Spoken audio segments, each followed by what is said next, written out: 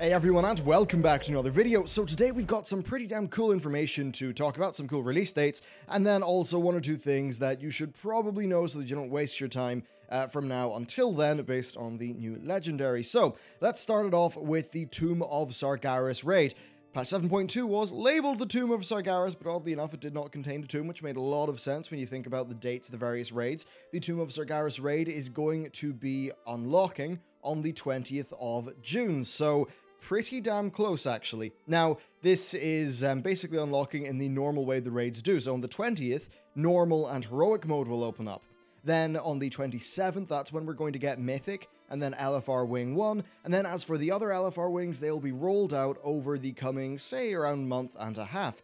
Now, as far as the gear level goes, it is interesting just how much higher this is than other bits of content, which of course makes a lot of sense with patch 7.2 and things like Relinquished Gear and Baleful Gear. They pretty much put the Tomb of Sargeras catch-up gear systems into the game without actually putting the Tomb of Sargeras there, which definitely had an interesting effect on how competitive a lot of the Nighthold raid drops were. But as for the tomb itself, well, it's one of those raids where the item level of the gear from the start of the instance is going to be lower than the end of the instance. So on, say, LFR difficulty, Demonic Inquisition drops 885, but on LFR difficulty, Kill Jaden, who is the final boss, will drop 895 plus. So yeah, that's basically what you're looking at for the gear. Now, as far as the other difficulty levels, you're pretty much just adding 15 onto the onto the LFR item level. So if Demonic Inquisition is dropping 885 on LFR, then on normal it drops 900, on heroic it drops 915, and on mythic it drops 930.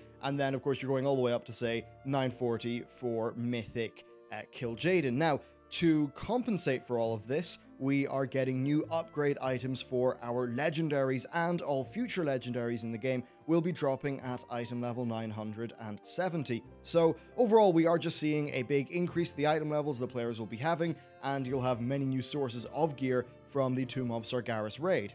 Now, of course, the next thing that we need to talk about is patch 7.2.5. Now, that is what actually brings out the Tomb of Sargeras. We know that the tomb is coming out on the 20th, and we know that the PvP Season 3 for Legion is ending on the 13th. So it seems very likely to me, then, that the Tuesday of the 13th of June is when patch 7.2.5 will drop. It pretty much is the only date that it could drop. I'd find it very unlikely that they would drop the patch and then instantly unlock the raid, because they probably want a few days of just time to ensure there are no bugs, problems, etc. So that's pretty much what we're looking at with 7.2.5. It's got quite a few features, things like, say, the death of Chromie, we've got that Magni Bronzebeard stuff for some lore, and then of course we have, I think, what most people are looking forward to finally, which is the Tomb of Sargeras raid. Now, I did briefly touch on the topic of legendaries earlier. Now, it's kind of interesting with the legendary. So one bit of news, there were legendary rings similar to some of the rings in Diablo 3, and essentially the way that these would work is they would unlock one of your talents in a particular row, meaning that you could have two talents in that row. And a lot of people thought, based on the naming of those items, that they would be basically from the class Order Hall campaign. So that is not the case. These are going to be random drops, just like any of the other legendaries that we've seen. And overall, each class seems to be getting from 2 to 4 new legendary items.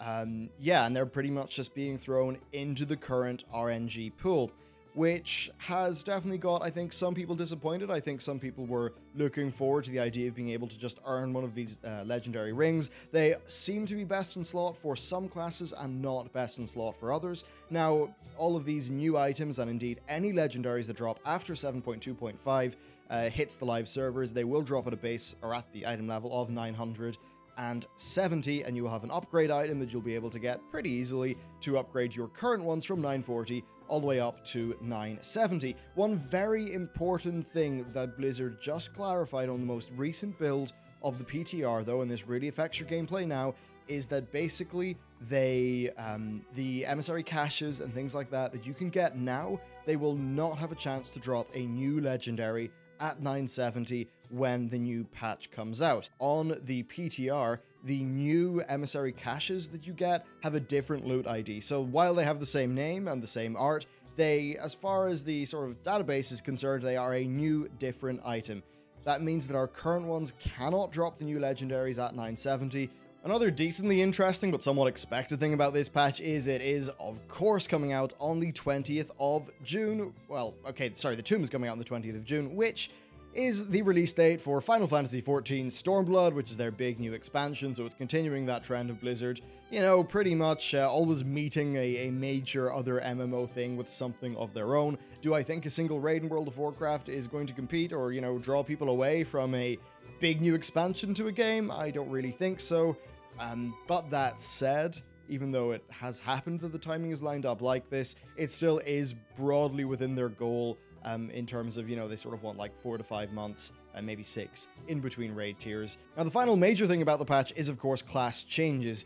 These are quite major, actually, overall, and it seems like there are there's maybe more class changes in 7.2.5 than in 7.1.5. This is really a continuation of Blizzard's idea being to have a major patch that adds new features and things like that, and then have a minor patch like 7.2.5 that also does a lot of work with the classes of the game. Now, going through every class change in a video like this would take a hell of a lot of time, so instead I'm going to link you down below to Wowhead's article, which is a compilation of everything for every class. It's a brilliant article, and you'll be able to find all of the relevant information for your class down there. And that really is it for the patch 7.2.5 stuff. I want to briefly talk about 2 things, though. The first one is expectations for the future of World of Warcraft, what we might be just maybe think about from PTR cycles and stuff like that. And then also an interview. I'll cover the interview thing first. It's not 100% locked in, but a few hours after this video goes live, I should have an interview with an encounter design lead from the World of Warcraft team. So if you do have any questions that are related to encounter design, so dungeons, raids, things like that, do leave them down in the comments, and I'll try to ask questions that cover as many broad topics that, like, you know, everyone is interested in. So your feedback would be really helpful.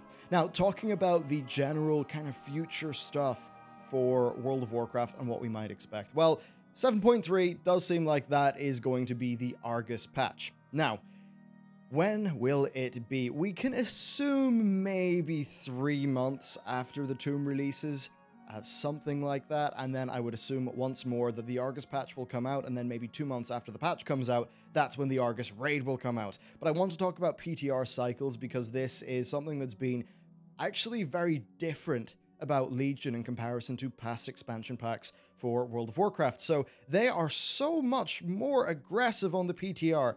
You mightn't really see it from a player perspective, but as someone who's covering the news cycle and all of that, basically, there's a PTR for a patch, the patch comes out, and boom, it's time for another PTR cycle, and we pretty much get no rest, which is kind of fun. It gives me plenty to do.